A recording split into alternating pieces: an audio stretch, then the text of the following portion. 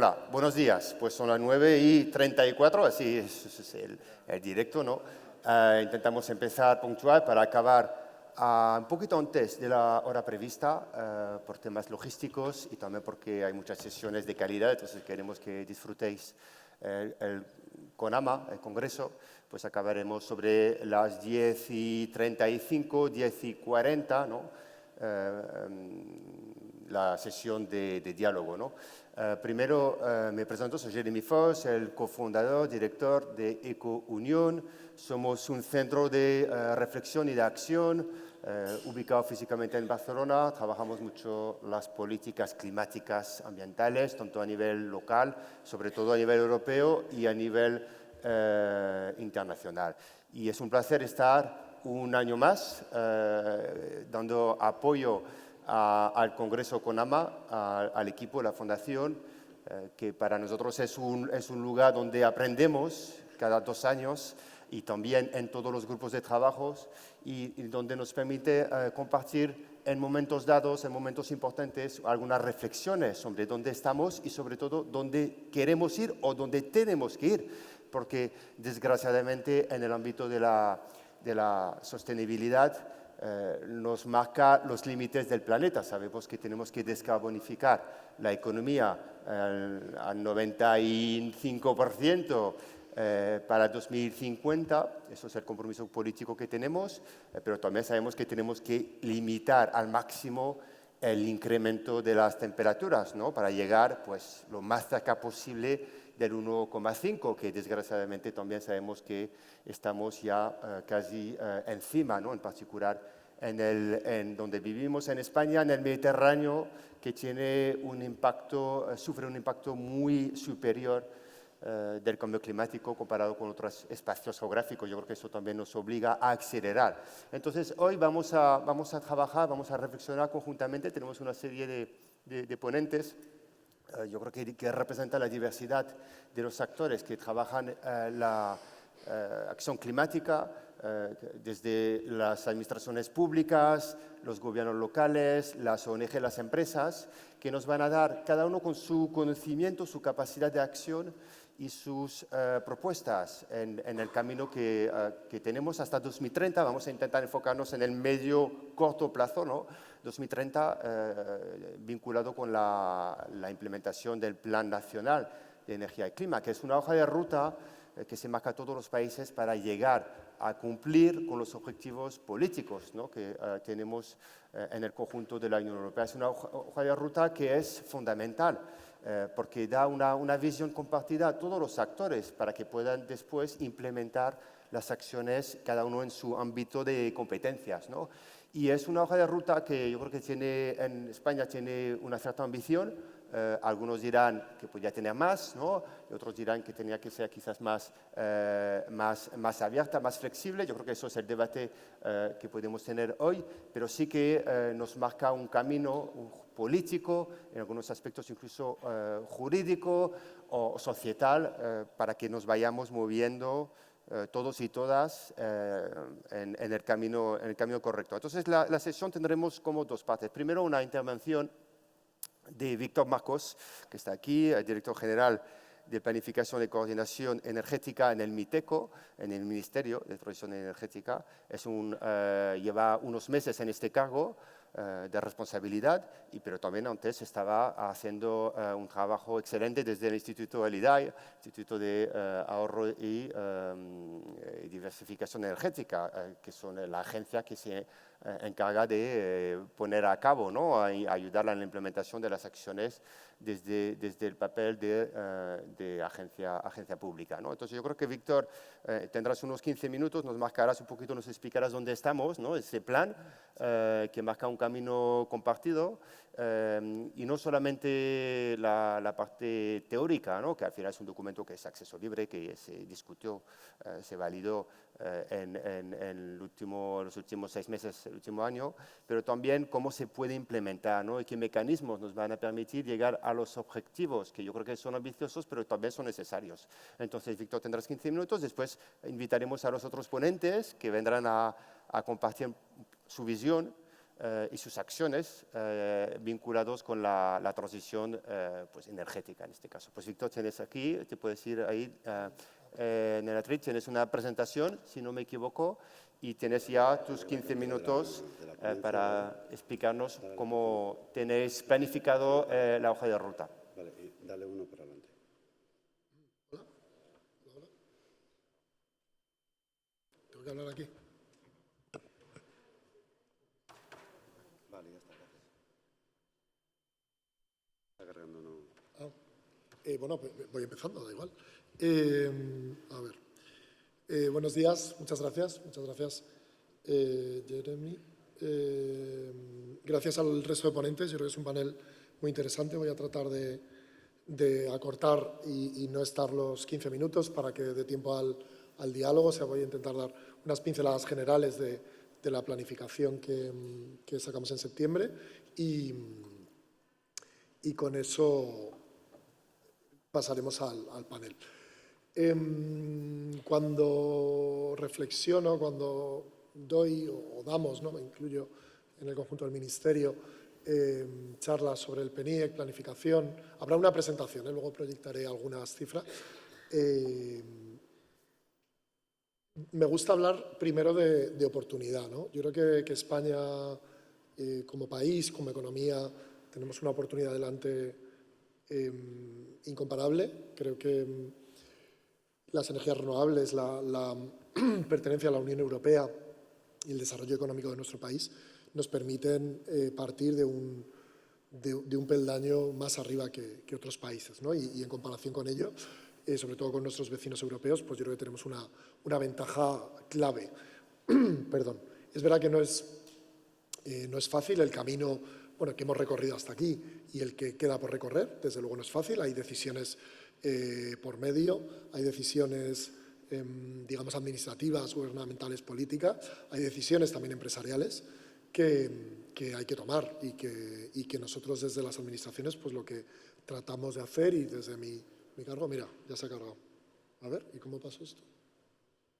Bueno, no sé. Con esto, a lo mejor. ¿Alguien lo está controlando?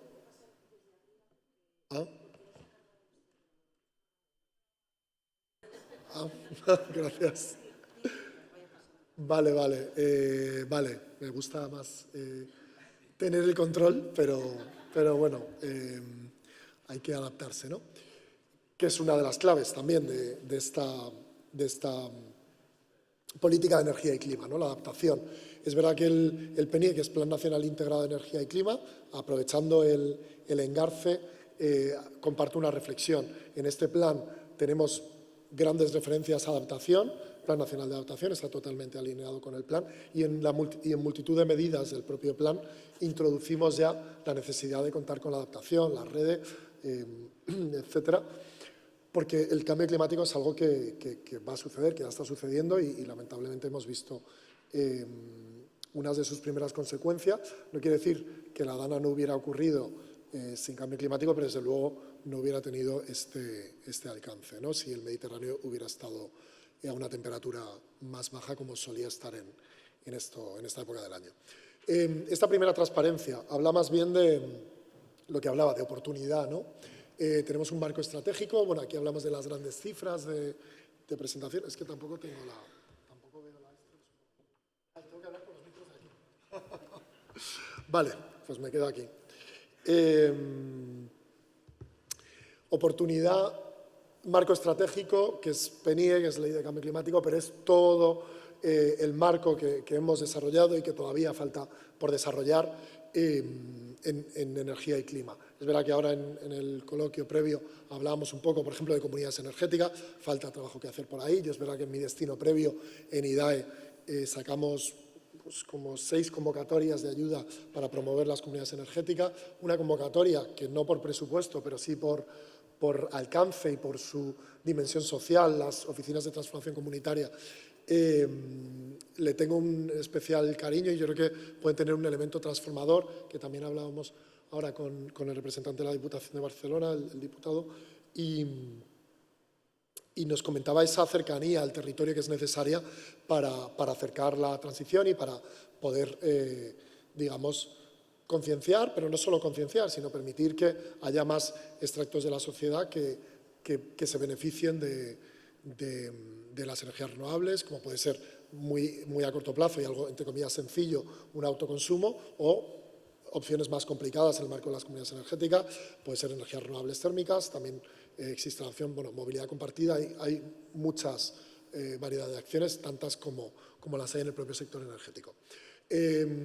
Siguiente de transparencia, por favor. A ver, que os cuento la siguiente.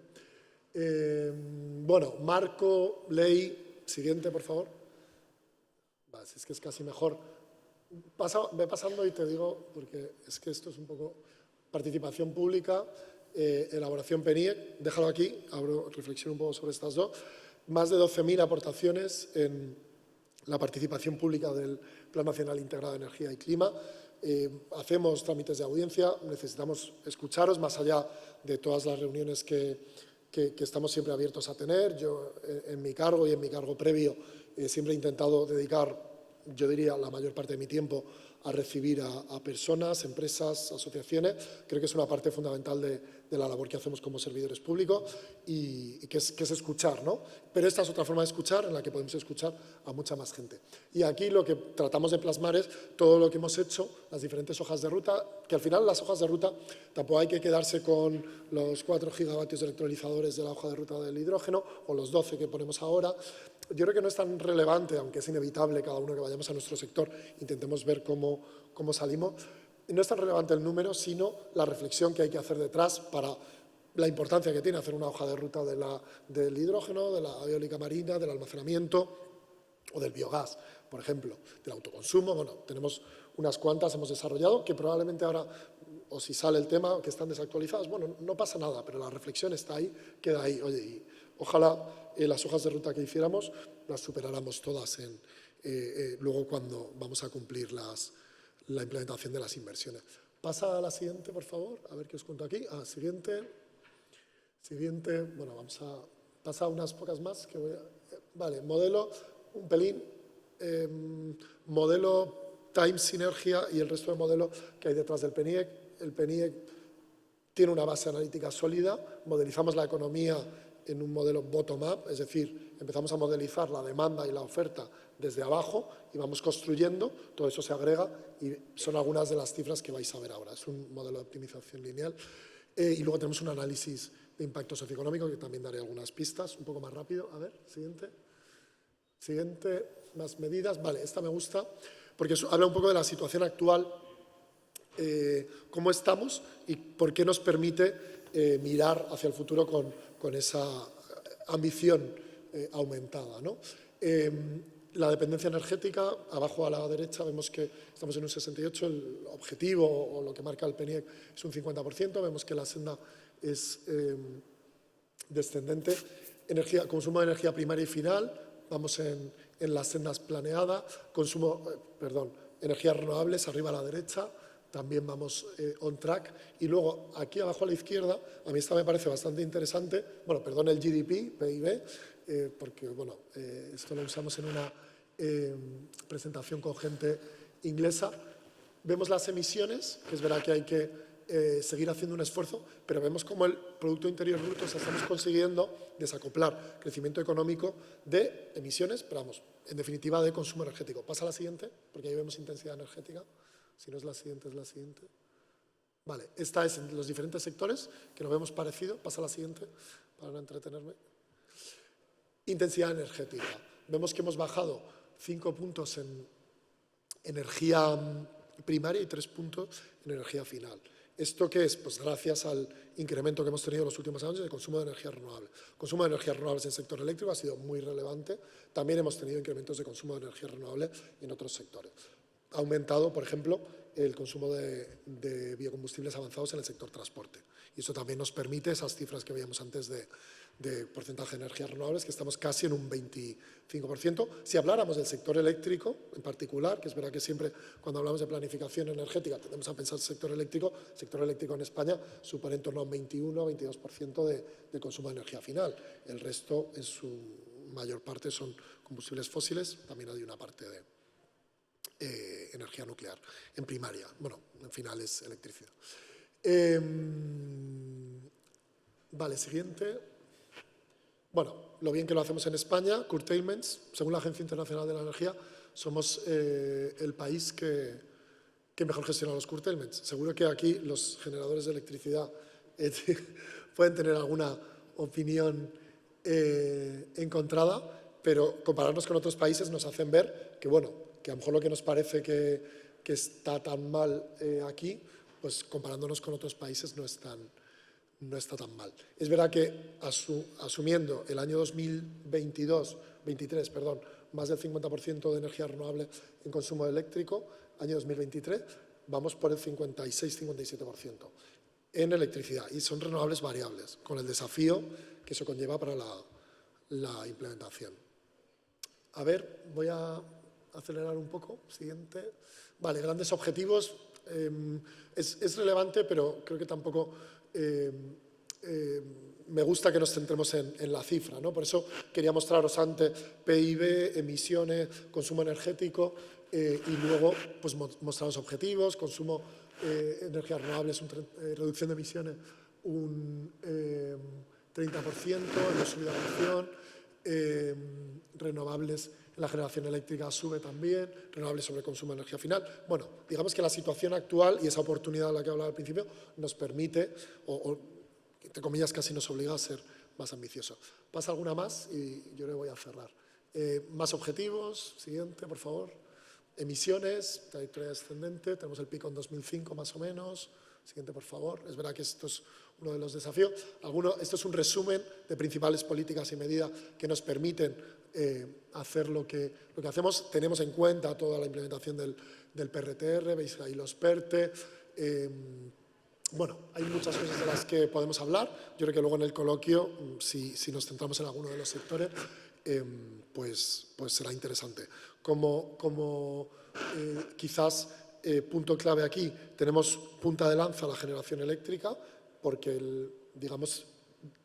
la decisión económica es, entre comillas, más fácil por la disponibilidad de energía renovable, pero vamos, sector transporte, industria y residencial, digamos que comparten luego el peso de esa responsabilidad, ¿no? Con la dificultad que ello conlleva, sobre todo en transporte y en residencial, que son sectores difusos, no solo en cuanto a emisiones, sino en cuanto, me gusta decir esto siempre, en cuanto a toma de decisiones, ¿no? Son muchas decisiones muy pequeñitas, sumadas, y que al final llegamos a eso. Y yo creo que ahí hay un desafío muy grande, la parte social, ¿no?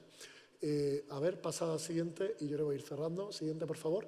Vale, siguiente, potencia instalada del sector eléctrico. Siguiente, más objetivos, más medidas. Podemos ahondar luego. Con esta y la siguiente cierro.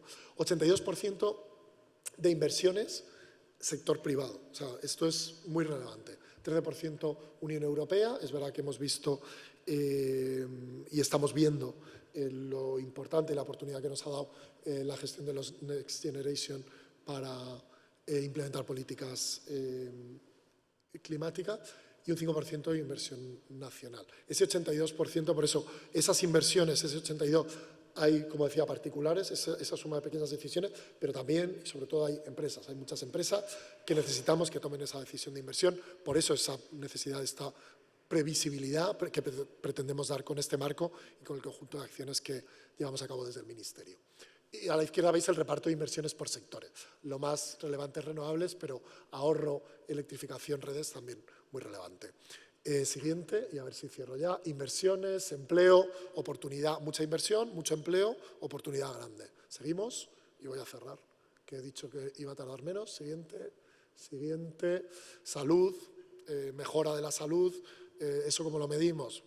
Muertes prematuras. Es verdad que no es algo que nos guste mucho hacer, es un modelo, pero bueno, la reducción de las partículas lo que nos permite es, las partículas en el ambiente, que haya menor impacto en la salud. Siguiente. Vale, pues vale, con esto cierro. Me gusta cerrar un poco como empezamos. Oportunidad está delante de nosotros, oportunidad económica, y creo que es clave para conseguir los objetivos climáticos que vayamos de la mano de esa oportunidad y sepamos aprovecharla. Con esto doy paso al coloquio. Gracias.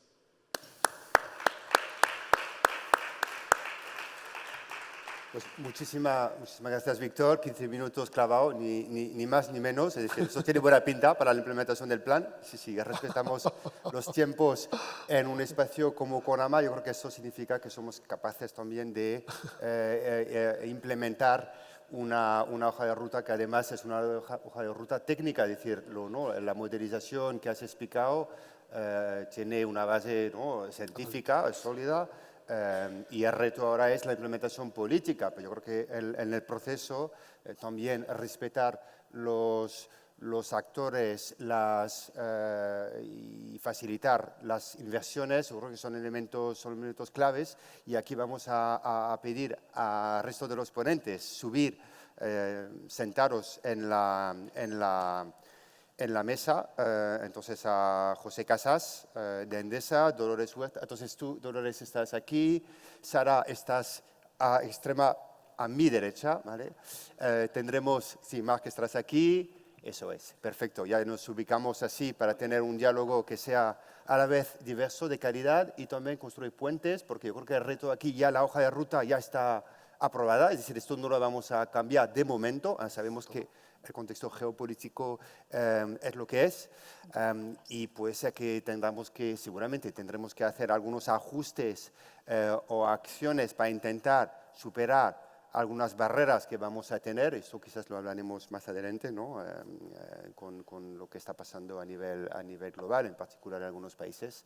Pero yo creo que en lo que nos responsabiliza dentro de la Unión Europea, tenemos ya la nueva Comisión, oficialmente aprobada, que tiene unos 5 años, si no me equivoco, para llevar a cabo el seguimiento de las políticas climáticas, y aquí también hay un gobierno pues, que tiene ya aprobada el Plan Nacional, el PNIEC, de energía y clima, con acciones definidas hasta 2030. Yo creo que aquí lo que nos vamos a compartir con el resto de los ponentes, pues cada uno tendrá unos 5-6 minutos para compartir su visión desde su perspectiva como agente sectorial, para llegar a los objetivos e incluso superar, ¿no? Porque nadie se va a quejar que vayamos mejor de lo que teníamos pensado. Al revés, probablemente lo vamos a necesitar porque la acción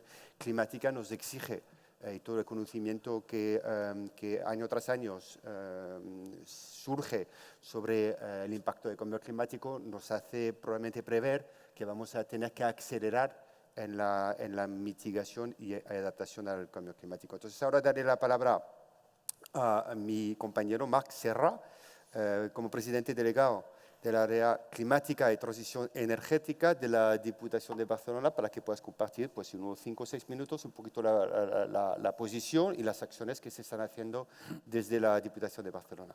Muy bien, buenos días a todos y todas. Es un placer estar aquí. Un año más en Conama, son casi 30 años de congreso, y creo que esta alianza, esta colaboración entre la Diputación de Barcelona y Conama es más firme que nunca, y más en un contexto de grave crisis climática como el actual. Quería empezar también con un agradecimiento al Gobierno de España. La verdad es que hemos tenido ocasión de poder estudiar el PNIEC, y ahora con la exposición que ha hecho el director general es un muy buen plan. Y que es, de alguna forma, ¿no?, como marca una hoja de ruta que compartimos desde el resto de administraciones del país. Yo, entrando un poco en algunas de las cuestiones que han salido en su exposición, diría, ¿no?, que compartimos esta renovación, ¿no?, de la ambición en cuanto a objetivos climáticos, y quizás donde vemos los municipios que necesitamos más ayuda, ¿no?, a la hora de acelerar en esta transición, es en todo lo que tiene que ver con la electrificación de la economía, todo lo que tiene que ver con la electrificación del clima también, especialmente en el doméstico. Todo lo que tiene que ver también con la introducción del vehículo eléctrico se sitúan, ¿no?, como unos objetivos finales de 5,5 millones de vehículos eléctricos en el Estado español en 2030. Estamos muy lejos de aquí, es un objetivo grande, y la verdad es que los municipios no tenemos competencias para intervenir en este sector. Y luego todo lo que tiene que ver también con la rehabilitación, ¿no? Se nos sitúan objetivos de llegar a 1,38 millones de viviendas, ¿no?, de parque de viviendas rehabilitadas, y aquí seguro que luego tendremos ocasión de hablar de eso también, pero hace muchos años ya que hablamos de rehabilitación y hay pocas experiencias aún exitosas, ¿no?, que nos permitan como mínimo avanzar al ritmo para poder llegar a este 1,38 millones. Por lo tanto, la visión que tenemos es compartida. Creemos firmemente en que no se trata solo con este PNIEC, no se trata solo de conseguir los beneficios económicos asociados, sino también los beneficios en la salud y en el medio ambiente. Yo, no obstante, quería hacer como un poco, introducir algunas ideas, ¿no?, sobre la situación en concreto de Cataluña. Nosotros venimos de la Diputación de Barcelona, la provincia, el Gobierno provincial de Barcelona, y lo cierto es que más allá de los objetivos, con los datos encima de la mesa, no estamos avanzando al ritmo, si queremos ser honestos, no estamos avanzando al ritmo que nos gustaría. Os compartiré algunos datos. En Cataluña, hoy, solo el 17% de la electricidad generada es de origen renovable. La cobertura renovable está en el 13,6%. Y algunos datos que creo que son muy significativos y que ayudan también a entender este bajo grado de penetración de las renovables. La media, por ejemplo, para conseguir la autorización de un parque eólico es de más de 4 años. Tenemos un observatorio de las renovables en el país que ha identificado 176 proyectos distintos de parques eólicos, de los cuales solo 2 están en construcción hoy en día. Si miramos la fotovoltaica, la fotografía es un poco mejor, pero también tenemos unos trámites larguísimos. Creo que el problema no es tanto el trámite, sino el incumplimiento de los plazos. Por un parque solar, por ejemplo, en suelo, pues nos vamos a una media de 2 años para la autorización. Entonces, las causas, hoy no podremos entrar al detalle, pero tienen que ver con este incumplimiento de los plazos, con dificultades, ¿no?, por lo que respecta a las administraciones que tienen la capacidad de hacer estas autorizaciones, en nuestro caso la Generalitat de Cataluña, también dificultades con la distribuidora muchas veces. Y también otra cuestión que creo que desde el mundo local podemos incidir y que explica también esta lentitud en cuanto a la penetración de las renovables, que es todo lo que tiene que ver con la aceptación social. Antes se hablaba de esto. Se han generado dinámicas de rechazo social de las renovables que de alguna forma nos han frenado, al menos en el ámbito de la Comunidad Autónoma de Cataluña. ¿Qué estamos haciendo desde la Diputación? Pues bueno, nosotros tenemos también nuestros PNIEC, pero en el ámbito local, ¿no?, que son los PAEs, los Planes de Acción Local para la Energía y el Clima, que se enmarcan, ¿no?, en el compromiso que tenemos de los pactos de alcaldes por el clima y la energía. Los últimos años hemos hecho un esfuerzo muy grande para hacer la planificación en toda la provincia. Tenemos el 80% de los municipios con sus planes actualizados. Y lo que nos pedían los municipios a la Diputación y al resto de administraciones se lo piden también es: hemos hecho el trabajo por lo que respecta a la planificación, pero no tenemos herramientas para poder ejecutar estas actuaciones. Es decir, sabemos qué tenemos que hacer, pero no tenemos recursos como para poder llevarlo a cabo. Y por eso la Diputación de Barcelona ha pasado de ser una administración que ayuda y acompaña en la planificación a también ayudar en la inversión. Con un programa, el Renovables 2030, que en los últimos 3-4 años hemos movilizado 200 millones de euros en infraestructura pública. Son infraestructura pública renovable, son 257 proyectos de renovables en el territorio, sobre todo fotovoltaica, pero también biomasa. Hemos evitado la emisión de 65 millones de toneladas de CO2 y, lo más importante, para convencer a los alcaldes y alcaldesas, con unos ahorros económicos en lo que respecta a la factura de los suministros, pues muy grande, y con el compromiso de que el 25% de la inversión de cada uno de esta infraestructura que vuelve al ayuntamiento en forma de ahorro económico se reinvierta también para desarrollar estos PAEs. Por lo tanto, generando un efecto de bola de nieve para poder financiar, por ejemplo, actuaciones en el ámbito de la adaptación, que es donde más difícil es encontrar muchas veces esta financiación. Creo que con esta infraestructura pública estamos ayudando también a transformar el imaginario sobre las renovables. La realidad que tenemos es que en la mayoría de municipios la primera gran infraestructura renovable, el primer parque que ha habido, ¿no?, ha sido de iniciativa pública en muchos ayuntamientos de nuestra provincia. Y esto creo que ayuda, ¿no?, a generar esta confianza que muchas veces es importante y a contribuir en este grado de aceptación. En un minuto Dos herramientas más que hemos puesto a disposición de los municipios. Uno es un mapa de potencial fotovoltaico. Luego, si no, a preguntas quizás tendré tiempo para poder ayudar, para poder contestar. La idea es que con este mapa de potencial fotovoltaico dar herramientas a los alcaldes y alcaldesas para, cuando les vienen propuestas de los promotores, poder ubicar cuáles son los mejores suelos donde instalar parques fotovoltaicos. Y también una guía de gestión de renovables que luego tenemos, de gestión de renovables en el territorio, que luego tendremos la ocasión también de presentarla en la sala dinámica. Acabo, creo que los objetivos son compartidos con el PNIEC.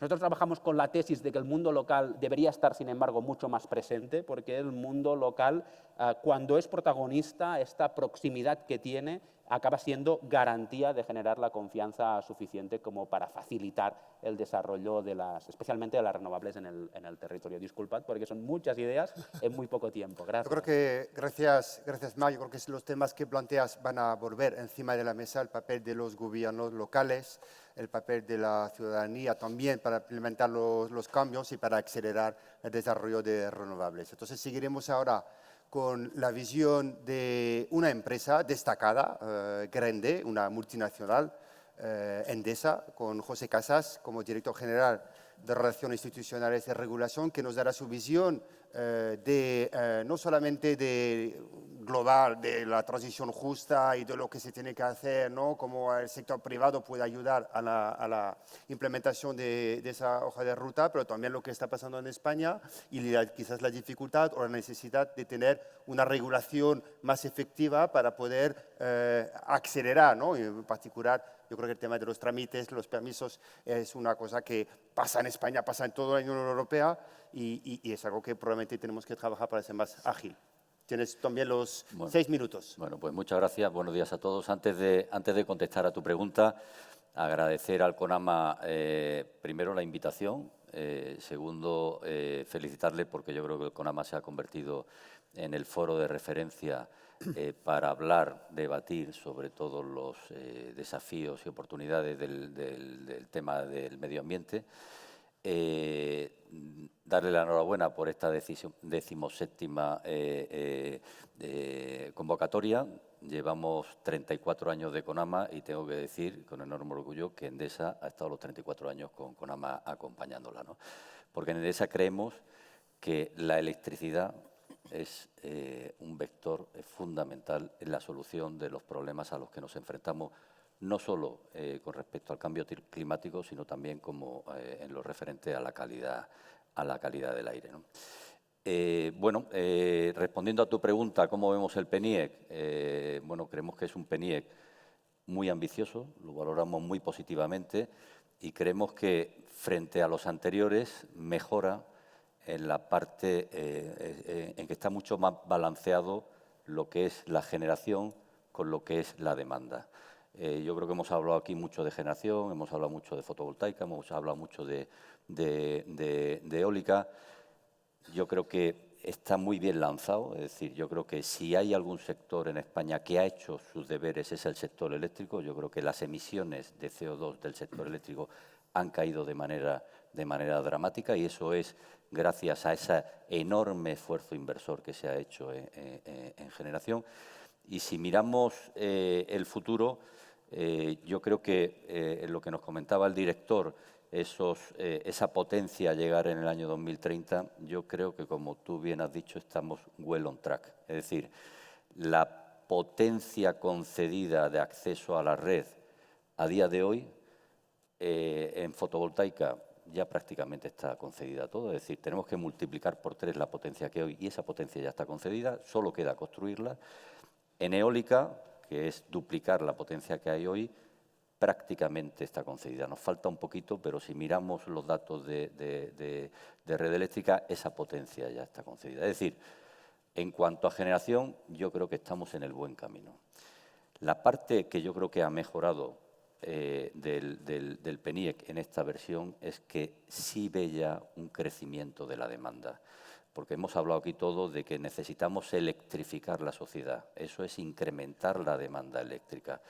Nos decía el director que el peso de la electricidad en la matriz energética de España está en el 21%. Decías, Nosotros sale un poco superior, 24, pero bueno, 21, 24, 25%. El 50% todavía sigue siendo petróleo. Es decir, este país, el 50% del consumo energético final viene del petróleo y el 21% viene del gas. Es decir, estamos hablando de combustibles fósiles. Es decir, necesitamos incrementar la demanda eléctrica mucho más de lo que estamos viendo hasta ahora. Y en eso el PNIEC yo creo que acierta. Vemos que prevé un crecimiento de la demanda aquí al 2030 de 55 teravatios. Prevé más, hay una parte que está relacionada con los electrolizadores, pero si eliminamos la demanda de electrolizadores, el crecimiento de la demanda son 55 teravatios. ¿Y aquí qué nos estamos encontrando? Los distribuidores. Nos estamos encontrando que la red está dando señales de agotamiento. ¿Por qué?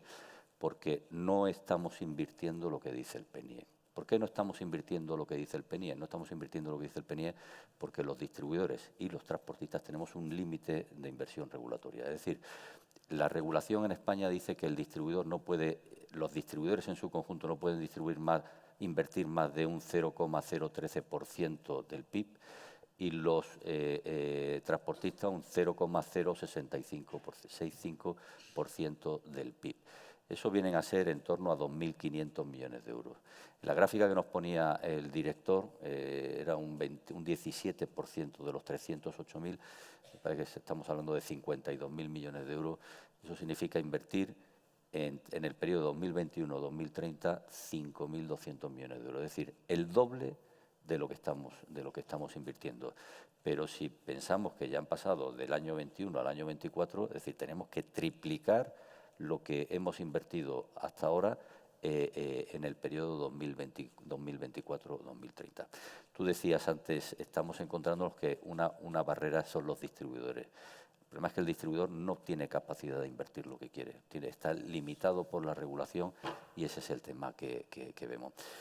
Vemos una parte positiva, es decir, sí hemos visto que la demanda industrial, que yo creo que es aquí de lo que estamos hablando, demanda industrial, las peticiones de demanda industrial en los últimos años ha crecido de manera exponencial. Es decir, si en el año 2020 las peticiones de acceso de demanda industrial a la red fueron 3.800 megavatios, en el año 2021 fueron 5.300, en el año 2022 15.000, en el año 2023 30.700. Es decir, hemos multiplicado por 8 esas peticiones de acceso a la red.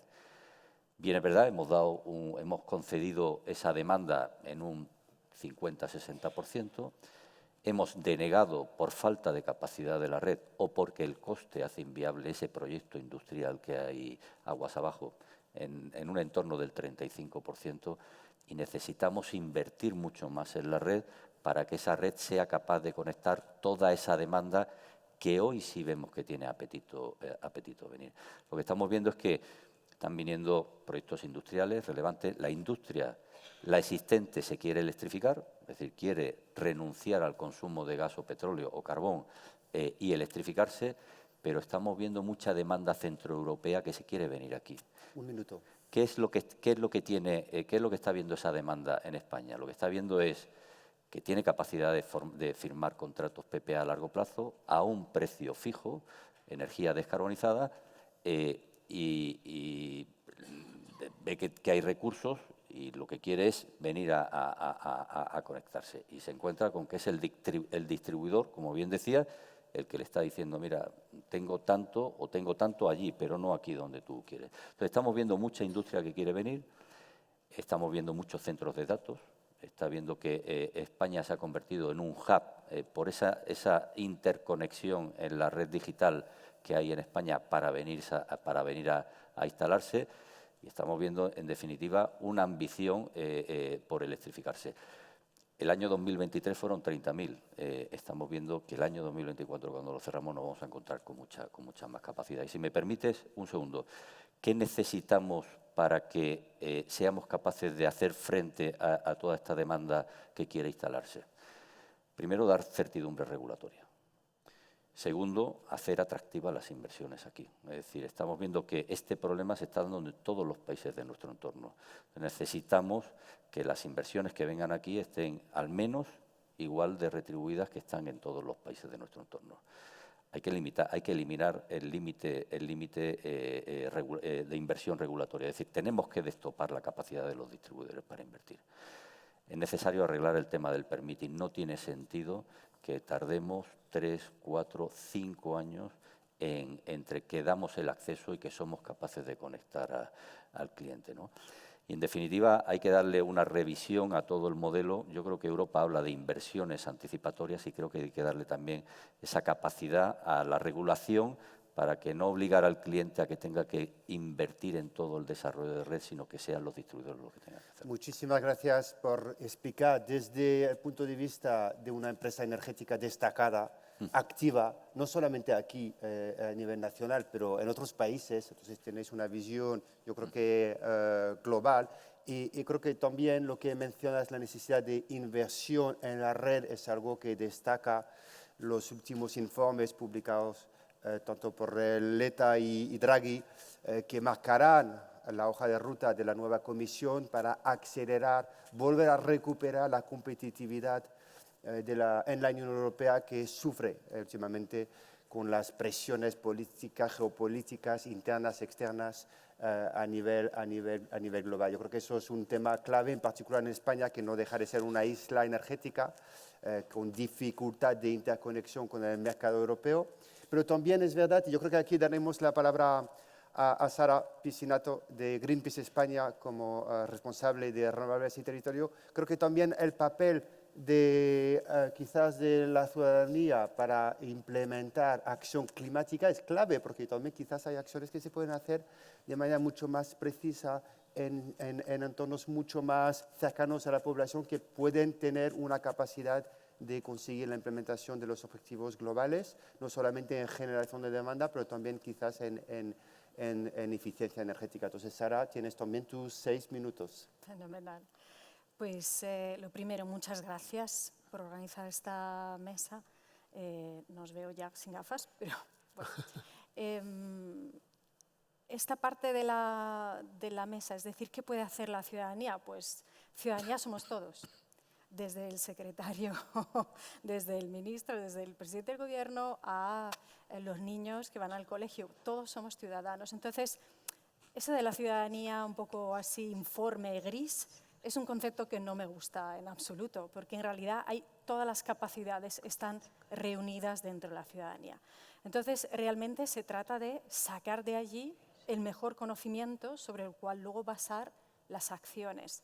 Y eso es una de las partes que yo creo que es fundamental en esta parte de navegación en una transición, que es una transición única en la historia, una transición que tiene unos límites de tiempo muy concretos debido a la acción climática, pero es que además no está solo basada en la comodidad de las nuevas tecnologías o su menor precio. Tiene una componente social muy importante de credibilidad de acción frente a la lucha contra el cambio climático. Entonces, no basta con que haya tecnologías a disposición que sean más baratas, fundamental desde luego, porque la tecnología te genera el marco real, físico, en el cual te puedes mover, cuánto puedes reducir emisiones de la casa, cuánto puedes generar con energías renovables, etcétera, etcétera, etcétera. Pero lo que hace que un plan se cumpla o no se cumpla, o vaya más allá de sus objetivos, que como sabéis en Greenpeace creemos que es genial que exista este plan, pero es insuficiente, no está alineado con el 1,5 grados. Lo que hace que esto se cumpla o no se cumpla es la inteligencia social o institucional. Y es lo que hay. Somos los seres humanos los que hacemos que esto se lleve a cabo o no se lleve a cabo.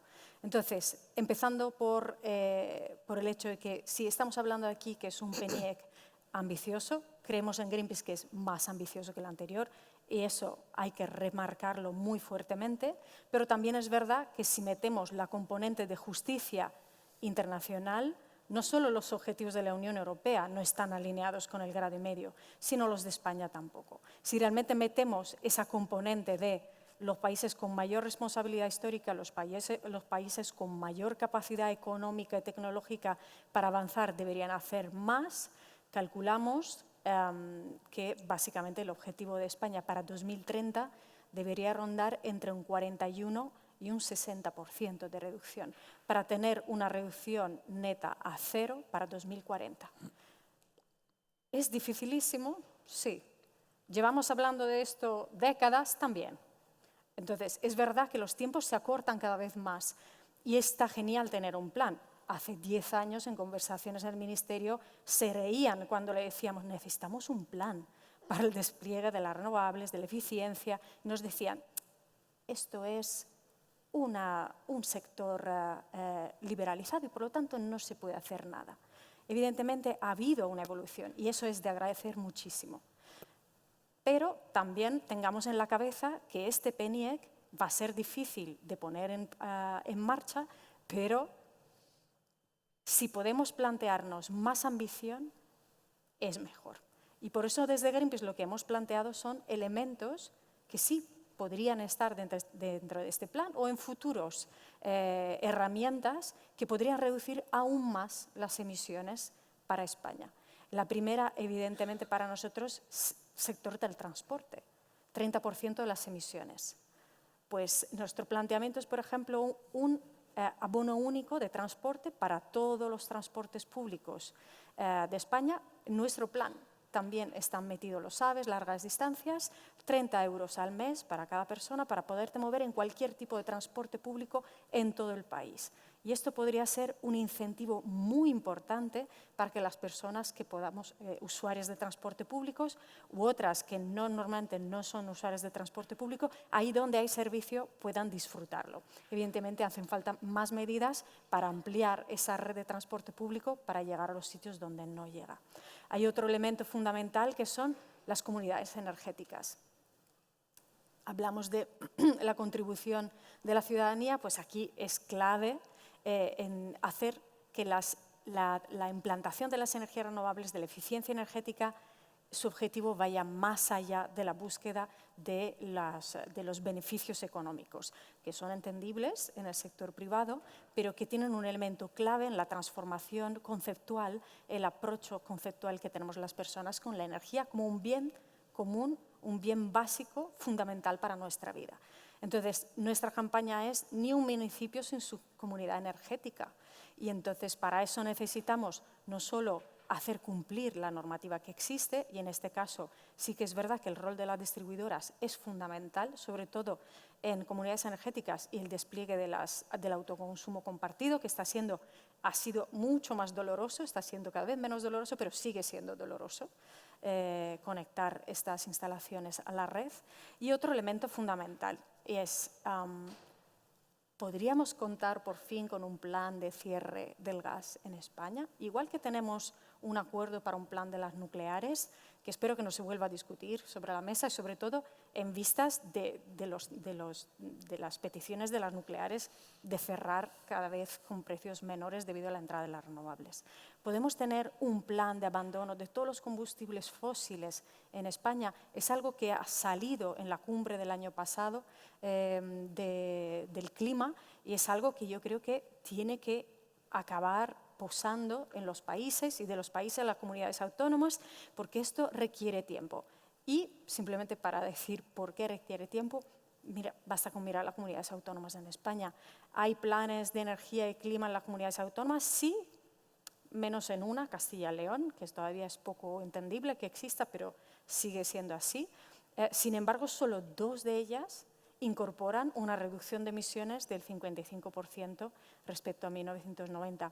La gran mayoría son objetivos inferiores al PNIEC, salvo alguno que se alinea. Entonces, si todavía en nuestras comunidades autónomas no podemos alinearnos con un plan como el PNIEC, pues mucho trabajo se tiene que hacer y luego de ahí pasar a las provincias y luego de la provincia pasar a los ayuntamientos.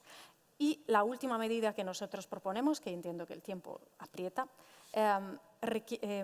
tiene mucho que ver con la parte, con el sector primario. Pues al final es un 11% de las emisiones y sobre todo son emisiones de metano. Son emisiones que tienen más efecto invernadero y que tienen efectos a más largo plazo en la atmósfera. Por lo tanto, reducir cabaña ganadera industrial al 50% para 2030, reducir a la mitad también la aportación de fertilizantes sintéticos en la agricultura y otras medidas para poder facilitar un aumento de de la parte vegetal en la dieta, una reducción de la parte animal, eso podría incentivar aún más la reducción de metano. Y esto nos daría tiempo a meter otras medidas para reducción de CO2 que requieren más tiempo. Pues muchísimas gracias, Sara, porque también yo creo que el trabajo que hacéis como actor, ¿no? ONG, que aporta elementos concretos, ¿no? Has hablado de movilidad, ¿no? Un bono de movilidad que podría descarbonizar el transporte en España. El tema de la alimentación, que es clave, es un tema todavía tabú bastante a nivel de la Unión Europea, a nivel de los países, pero vamos a tener que tratar para intentar conseguir los objetivos que nos marcamos, y el tema también de la comunidad energética, ¿no? Para acelerar no solamente la implementación de las renovables, pero también empoderar a los ciudadanos, ciudadanas y los gobiernos locales para que puedan ser actores, porque aquí ya no hay tiempo para un plan que sea exclusivamente desde arriba hacia abajo. Esto es muy lento, es necesario, imprescindible, pero también tenemos que tener acciones desde abajo hacia arriba. Acabaremos ahora con la última intervención, digamos, más oficial, y después tendremos un pequeño espacio para un diálogo con Dolores Huerta. Yo creo que también Dolores tiene un papel clave como directora del Green Building Council España. Dice que esta red de actores que trabajan para, en particular, la rehabilitación de las viviendas, porque las viviendas es un elemento clave, y nos explicarás por qué, tanto para mitigar el cambio climático, pero también para adaptar a lo que nos viene encima. Entonces, Dolores, también tienes tus 6 minutos. Bueno, pues muchísimas gracias, como han dicho mis compañeros, por invitarnos a formar parte de este panel tan interesante y tener una visión poliédrica de las distintas vertientes de la descarbonización de nuestra economía.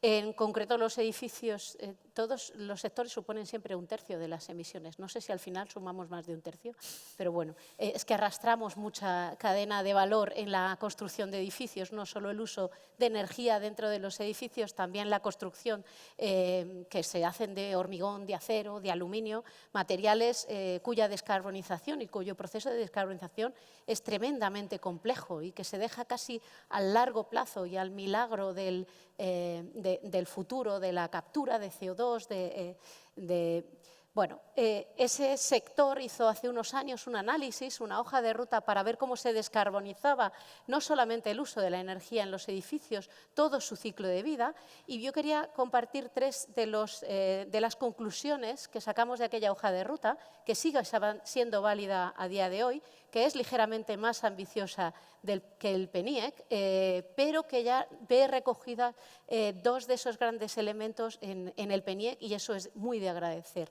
La primera es precisamente esa visión de ciclo de vida cuando descarbonizamos los edificios.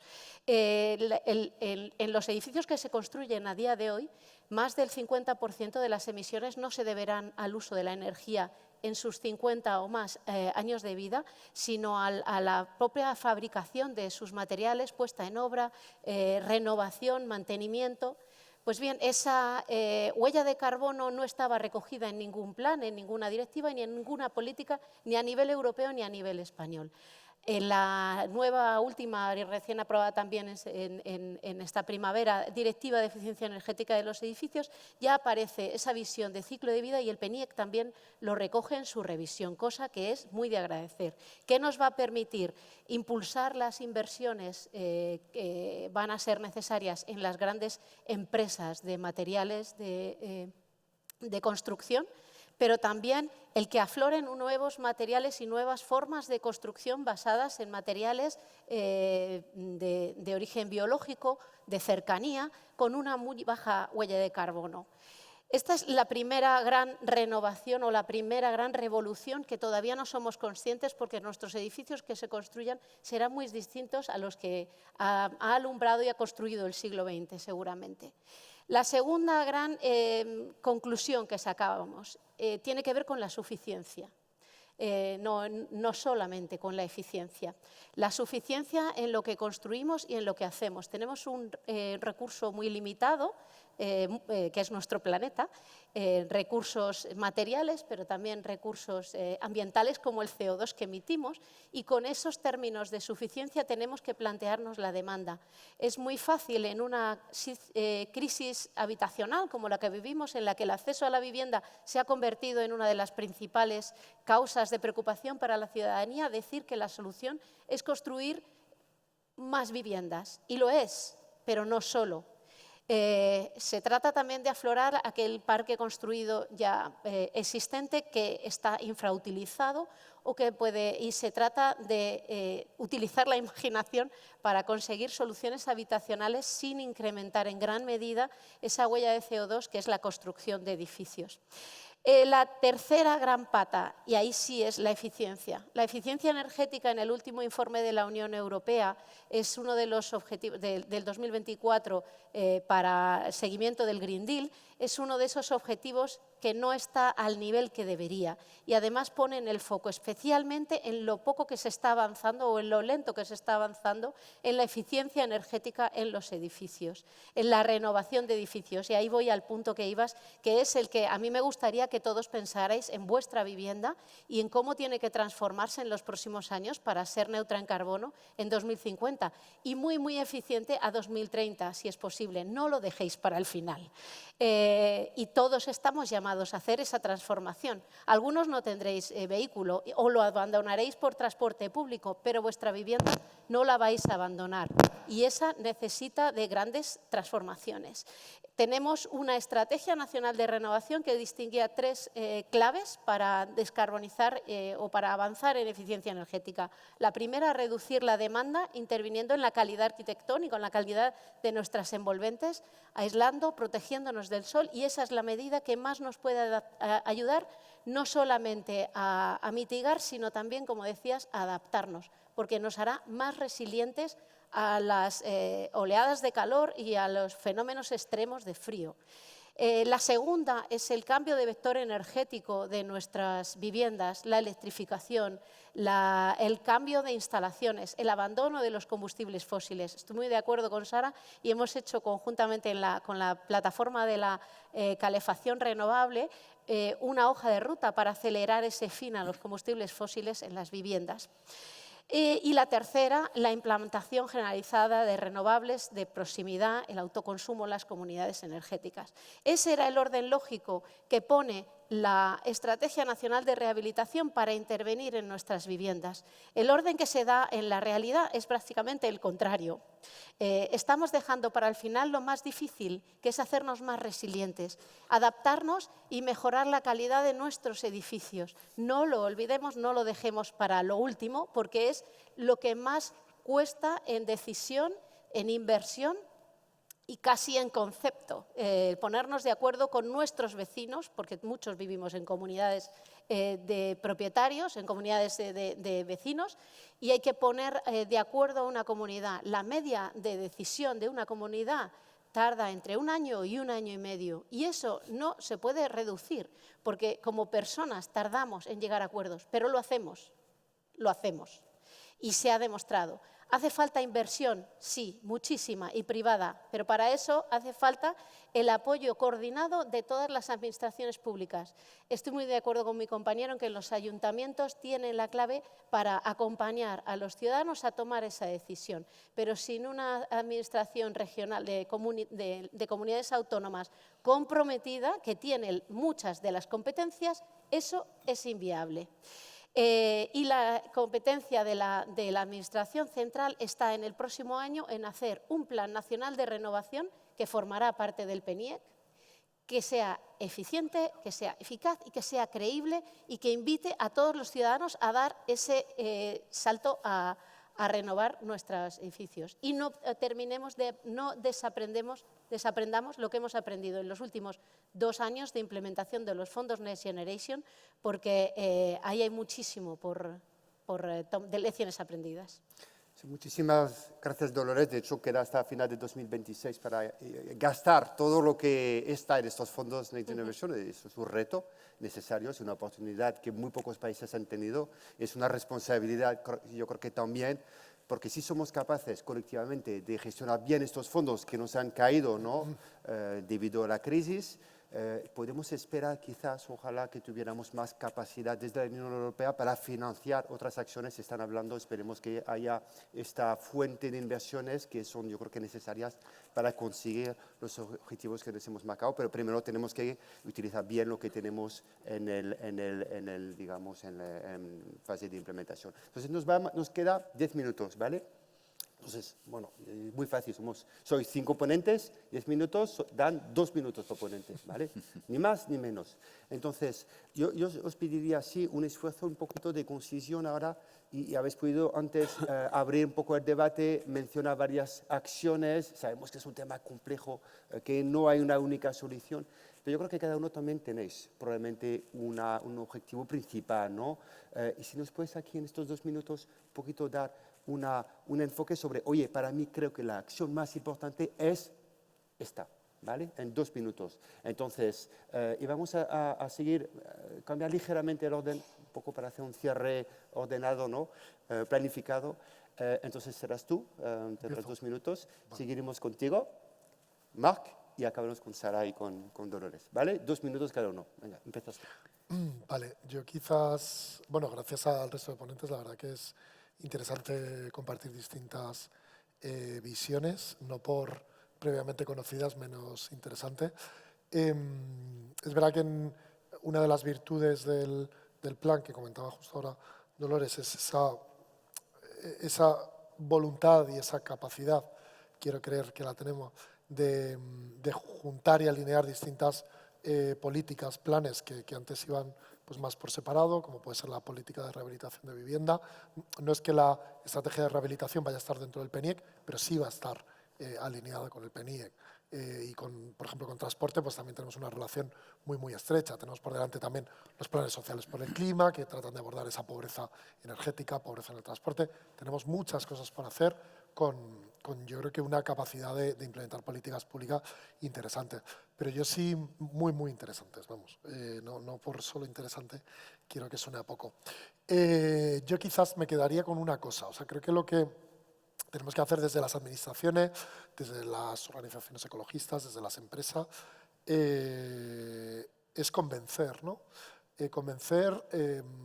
Convencer a esos individuos de que esa rentabilidad de aislar tu vivienda o modificar tu movilidad, ya sea usar un vehículo más sostenible o tratar de usar transporte público, convencer con esas palancas que tenemos desde las administraciones, convencer a las empresas de que ejecuten esas inversiones desde el punto de vista de la oferta, pero también, como decían desde Endesa, el director general, desde el punto de vista de la demanda, ¿no? esa implantación industrial que genera empleo, que genera eso que es tan importante para las administraciones locales, al menos en lo que a mi experiencia previa respecta. Por lo tanto, yo me quedaría con convencer. 2 minutos, perfecto. Vamos muy bien. José, bueno, tuyo, también 2 minutos. Bueno, yo creo que la única forma de conseguir los objetivos que nos hemos marcado en el PNIEC es haciendo atractivo todo este proceso. Yo creo que si este proceso no genera eficiencias, economías en el consumidor y no genera rentabilidad en el inversor, difícilmente lo vamos a hacer. Nos decía el director que de esos 308.000 millones de euros que hay que invertir, más del 80% viene del capital privado. Cuando digo capital privado, refiero a la familia, refiero a las empresas, pero ese 80% viene de iniciativa privada, sea de familiar, sea de empresa. Nosotros nos hemos ya comprometido, es decir, nosotros hemos presentado nuestro plan estratégico hace un par de semanas. Nosotros hasta ahora en distribución estamos invirtiendo el 100% del límite regulatorio que se nos permitía. Nos hemos atrevido a hacer un plan estratégico donde incrementamos el 45% esas inversiones, basada en dos parámetros. Primero, que se nos elimine el límite regulatorio. Si no se nos elimina el límite regulatorio, por mucho que nosotros nos empeñemos, va a ser imposible invertir. Y luego, que se hagan atractivas esas inversiones. Cuando digo que se hagan atractivas, que se incentiven esas inversiones. Es decir, que se paguen lo que se paga en el mercado ahora mismo, lo que está haciendo todo el mundo, y que no se grave la actividad de inversión en electrificación en España. Luego yo creo que el tema del permitting, todos los otros temas, yo creo que vendrán de la mano, pero para mí el tema es que tiene que ser atractivo para la inversión y genere eficiencia para el consumidor. Esos son los dos aspectos que necesitamos. Muchísimas gracias. Seguimos con Marc. Sí, como gran objetivo que tenemos desde nuestra óptica, yo creo que este plan no puede conseguir los objetivos tan ambiciosos que tiene si no consigue algo que es básico, que es la complicidad de la ciudadanía. Y para conseguir esta complicidad de la ciudadanía creo que es muy importante pues que la ciudadanía esté informada, que lo conozca y que pueda participar de los beneficios, ¿no?, de cada una de las actuaciones. Porque si no, y luego vemos en el día a día, lo que acabamos teniendo es una ciudadanía pues que no lo entiende, que lo ve como algo impuesto y que algunas veces puede llegar a abonar discursos de retardismo climático. Os voy a poner un ejemplo en algo en el que creo que estamos generando muchas expectativas y que se habla mucho de ello y que hay el riesgo también, es un ámbito sensible y hay el riesgo de que no consigamos que esta complicidad se traduzca en resultados. Comunidades energéticas. Tenemos la suerte desde la Diputación de Barcelona de tener una oficina de transición comunitaria financiada por el Ministerio. Estamos acompañando en un territorio como es la provincia de Barcelona, con un tejido asociativo muy fuerte, a 60 comunidades ciudadanas que aún no son comunidades energéticas, aún no están todas constituidas. De estas 60 que llevamos acompañando los últimos 2 años, conectadas a la red, las podría contar con los dedos de una mano. Entonces, aquí tenemos un gran reto. Y el reto para conseguir que realmente, ¿no?, la gente que quiere involucrarse pueda tener resultados y no acabe en un ejercicio de frustración, pasa por una mejora normativa. Tenemos una directiva europea buena, pero que se tiene que transponer en España. Estamos pendientes del decreto que hemos presentado alegaciones a los 2 decretos que aún no nos han respondido desde el Estado para introducir algunas mejoras en cuanto a la distancia, ¿no?, en cuanto a la simplificación administrativa, también en cuanto a poner en valor el interés público de la generación de renovables, que esto nos ayudaría mucho también en la propia contratación. Tenemos mejoras también que introducir en la contratación público-privada, sobre todo cuando estamos hablando de proyectos que buscan un interés público y, sobre todo, facilitar y simplificar la tramitación, tanto con las administraciones competentes como también con las distribuidoras. Si no, y creo que tendremos que hacer el análisis de impacto, ¿no?, de las comunidades energéticas, el resultado será que solo podrán beneficiarse de este tipo de iniciativas aquellos ciudadanos o bien que tienen mucho tiempo, ¿no?, para dedicarle, por lo tanto, clases benestantes, ¿no?, o bien ciudadanos que son directamente ultramilitantes de la causa y que están dispuestos, ¿no?, a pasar 2, 3, 4, 5 años hasta que consiguen la conexión y los beneficios que implica. Gracias, Marc. Seguimos con Sara y después tú, Perfecto. Dolores, ya harás el cierre formal de la sesión. Bueno, suscribo 100% lo que dices, Marc, sobre las comunidades energéticas, así que no vuelvo a entrar en ese tema. Para añadir elementos, creo que clave para esta transición, hemos vuelto ahí, parte de la participación social, son el dinero y la participación social en los proyectos de grandes renovables. ¿Vale? Esa parte la trataremos en el siguiente panel, pero simplemente aquí para mí es fundamental que encontremos por fin y de manera regulatoria esa fórmula adicional de participación para las energías en suelo, digamos, para conseguir que haya no solo un reparto justo de los beneficios, sino una participación ciudadana temprana. En este sentido, caduca el 31 de diciembre la tramitación ambiental express que elimina la participación pública. Animo a Provecho, que está aquí el director general, para pedir, por favor, que no se amplíe ese plazo, más que nada porque además incumpliría de lleno la Directiva de Energías Renovables que imposibilita el hecho de quitar la participación pública. Además, se ha demostrado con la experiencia de estos últimos 2 años de tramitación ambiental express que no afecta en absoluto a los tiempos, no ahorra tantos tiempos el hecho de quitarlo, con lo cual. Y la otra parte es un llamamiento, yo creo, a todas las fuerzas políticas a realmente escuchar lo que es importante para las personas y, en este caso, saber balancear cuáles son intereses espurios de las empresas. Estoy hablando específicamente del impuesto a las grandes energéticas y de Repsol. Me parece indignante que en plena Dana estemos hablando de que no podemos tener un impuesto especial sobre los beneficios de las grandes energéticas, pero podemos gastarnos miles de millones en recuperación del cambio climático que ha sido generado por el negocio de este tipo de empresas. Gracias, Sara. Y ahora con todos estos 2 minutos y después podemos cerrar la sesión. Bueno, pues voy a quedarme con la última de las 3 medidas que hablaba antes, que es la renovación de edificios, que es probablemente la más urgente. Además, el PNIEC le da un plus de ambición.